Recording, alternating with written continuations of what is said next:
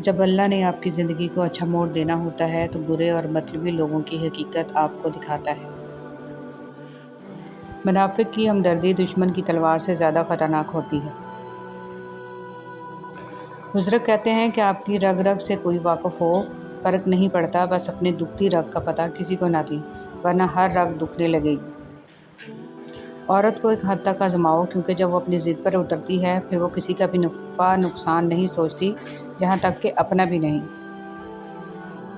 ہر مضبوط انسان کے مضبوط ہونے کے پیچھے ایک کہانی ہوتی ہے، جس نے اس کے لیے مضبوط ہونے کے سوا کوئی راستہ چھوڑا نہیں ہوتا۔ اپنی زندگی کے دو آپشن ہمیشہ کھلے رکھیں، اپنی غلطی تسلیم کرنا، دوسروں کو معاف کر دینا۔ مسکرانا اور خاموش رہنا دنیا کے دو طاقتور ترین ہتھیار ہیں۔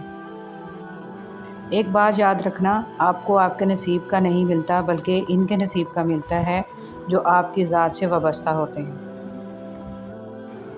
رویوں کی تکلیف اگر دل میں اتر جائے تو الفاظ اس کا مداوع نہیں کر سکتے۔ خوشگوار زندگی ایک متوازن زندگی سے ہی ممکن ہے۔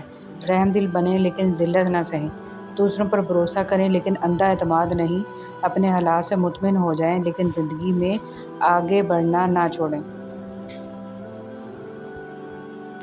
آپ نصیب سے جیت نہیں سکتے پر لڑ تو سکتے ہیں، تو کوشش ضرور کریں، کیونکہ نصیب لکھنے والا اور آپ کو پیدا کرنے والا ایک ہی ہے۔ آپ کی کوشش اور تڑپ کو دیکھ کر کم از کم وہ مسکرائے تو صحیح، ہو سکتا ہے نصیب میں یہی لکھا ہو کہ تڑپ سے نصیب ملے گا۔ کبھی کبھی انسان واقعی ہار جاتا ہے، خاموش رہتے رہتے، صبر کرتے کرتے، امیدیں رکھتے رکھتے، رشتے نبھاتے نبھاتے، صفائیاں دیتے دیتے، اپنوں کو مناتے مناتے۔ کوئی برا نہیں ہوتا، یقین جانیے، بعض اوقات وقت ساتھ نہیں دیتا اور کبھی کبھی بھڑکانے والوں کی تعداد کچھ زیادہ ہو جاتی ہے۔ اپنی زندگی کے بدترین دور سے گزرتے وقت ایک اچھی بات جو ہوتی ہے وہ یہ کہ آپ آخر کار ان لوگوں کے اصلی چہروں کو پہچان لیتے ہیں جن کا یہ دعویٰ ہوتا ہے کہ وہ آپ کی بہت پرواہ کرتے ہیں۔